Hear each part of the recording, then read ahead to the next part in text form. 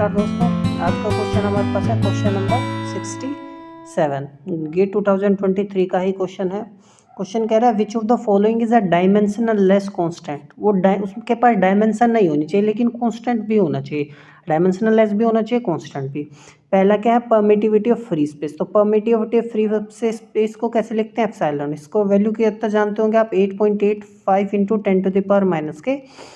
ये वाली बातें आप जानते होंगे क्योंकि 12th क्लासेस में आपने चीज़ें की होंगी।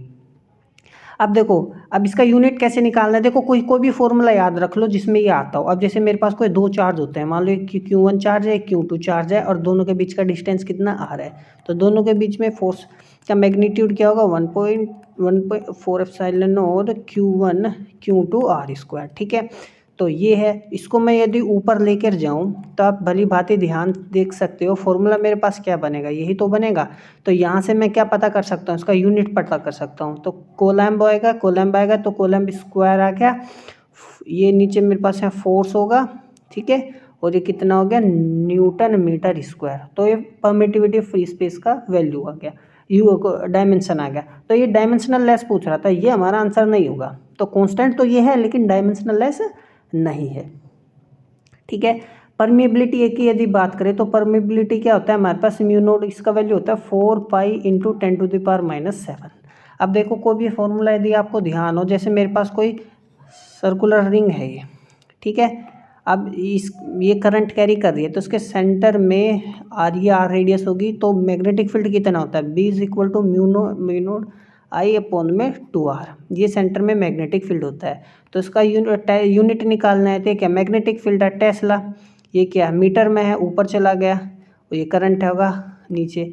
तो ये हमारे पास टेस्ला मीटर/एम्पियर। तो किसका यूनिट आ गया, ये मेरे पास डायमेंशन किसकी आ गई, ये बिल्कुल परमिएबिलिटी ऑफ फ्री स्पेस की आ गई।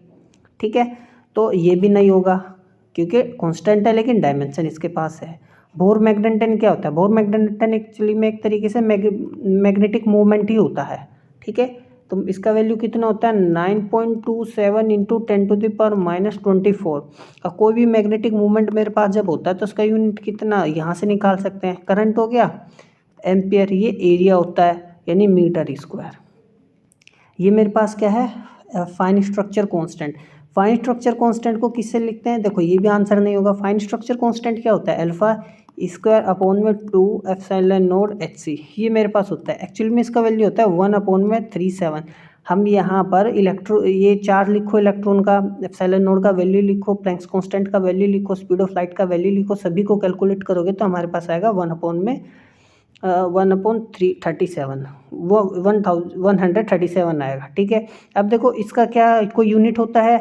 तो यदि आपको ध्यान हो, मैंने बोर थ्योरी में आपको बताया था कि इन nth ऑर्बिट जो वेलोसिटी होगी इलेक्ट्रॉन की फॉर हाइड्रोजेनिक एटम, ठीक है, और जो हाइड्रोजेनिक एटम होगा उसके लिए हम ये निकालते हैं।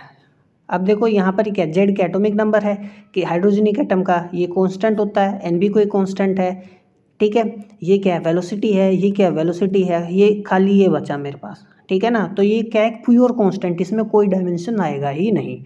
तो ये क्या है, इसका कोई डायमेंशन यहाँ पे नहीं आएगा। दूसरा, आप इसके यहाँ पे रख के भी पता कर सकते हो। अब जैसे ये क्या है, एक इलेक्ट्रॉन का स्क्वायर, वो चार्ज का स्क्वायर ही तो है, तो ये क्या आएगा, कोलम्ब स्क्वायर आएगा मेरे पास।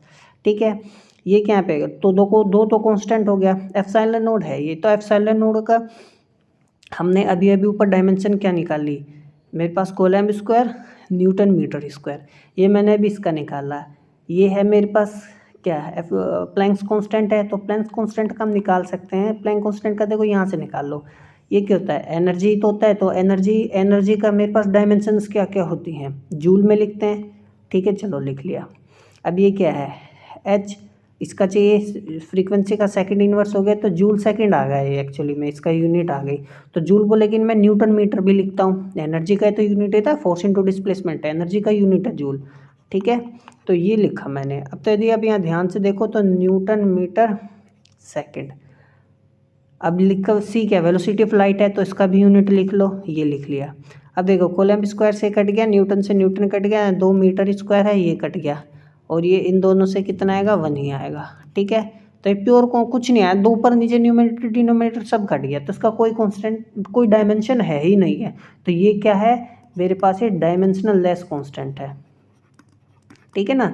ये क्या है, डायमेंशनल लेस कांस्टेंट है, तो इसका आंसर क्या होगा, डी होगा। ये आपको इतना मुझे बताने की आवश्यकता भी नहीं पड़नी चाहिए थी, आपको भली बात ही पता चल जाना चाहिए था क्वेश्चन को देखते ही। ठीक है, तो मिलते हैं अगले क्वेश्चन में, तब तक पढ़ते रहिए।